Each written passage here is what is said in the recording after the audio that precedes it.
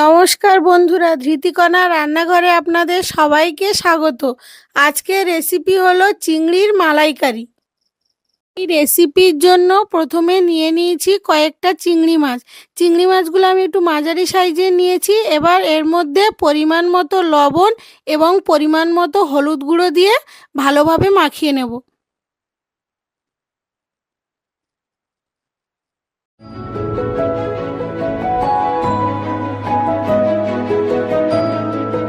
চিংড়ি মাছটা মাখিয়ে নিয়েছি। এবার একটা কড়াই বসিয়ে কড়াইয়ের মধ্যে পরিমাণ মতো তেল দিয়ে দেব।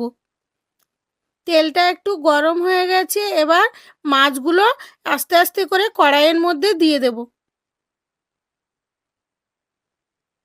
মাছগুলোকে একটু সাবধানে নাড়তে হবে যাতে মাছগুলো ভেঙে না যায়। একটু হালকা হালকা করে মাছগুলো ভেজে নেব।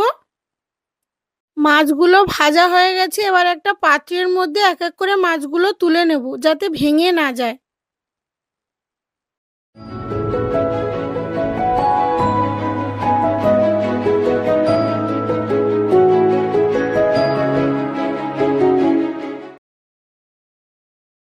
এবার ওই তেলের মধ্যে গোটা গরম মশলা এবং কিছুটা পরিমাণ জিরে দিয়ে দেব। জিরে এবং গরম মশলাটা একটু নেড়ে নেব। দেখুন এটার কালারটাও চেঞ্জ হয়ে গেছে এবং সুন্দর একটা গন্ধ বেরোচ্ছে। এর মধ্যে দুটো পেঁয়াজ বেটে রেখেছিলাম দিয়ে দেব। আপনারা চাইলে কুচিয়ে রাখা পেঁয়াজও দিতে পারেন। পেঁয়াজ ভালোভাবে কষে নিয়েছি। এবার এর মধ্যে 1 চামচ রসুন বাটা দিয়ে দেব।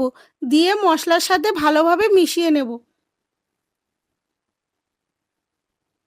এবার এর মধ্যে 1 চামচ হলুদ গুঁড়ো এবং 1 চামচ কাশ্মীরি লঙ্কার গুঁড়ো দিয়ে মশলাটাকে ততক্ষণ কষতে থাকবো যতক্ষণ না রসুনের কাঁচা গন্ধটা যায় এবং মশলা থেকে তেল ছাড়তে থাকে।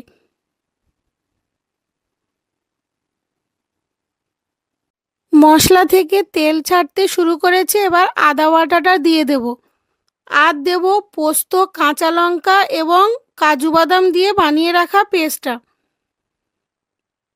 দিয়ে 1 মিনিট মতো মশলার সাথে ভালোভাবে মিশিয়ে নাড়াচাড়া করব। এবার 1 চামচ জিরে গুঁড়ো মশলার মধ্যে দিয়ে ভালো করে নাড়াচাড়া করে নিয়ে পরিমাণ মতো জল দিয়ে দেব। জলটা একটু কম করেই দেব।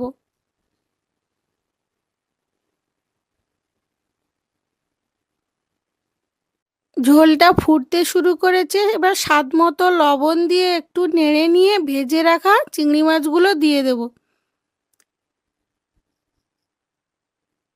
চিংড়ি মাছগুলো দিয়ে আরও 1 মিনিট মতো নাড়তে থাকবো।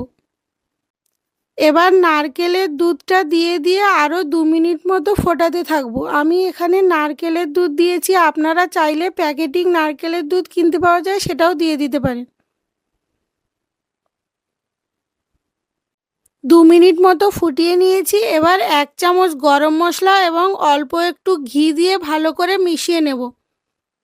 আমি এতে ঘি দিচ্ছি, আপনারা চাইলে ঘি নাও দিতে পারেন। চিংড়ির মালাইকারি কমপ্লিট হয়ে গেছে। এবার একটা পাত্রের মধ্যে ঢেলে নেব।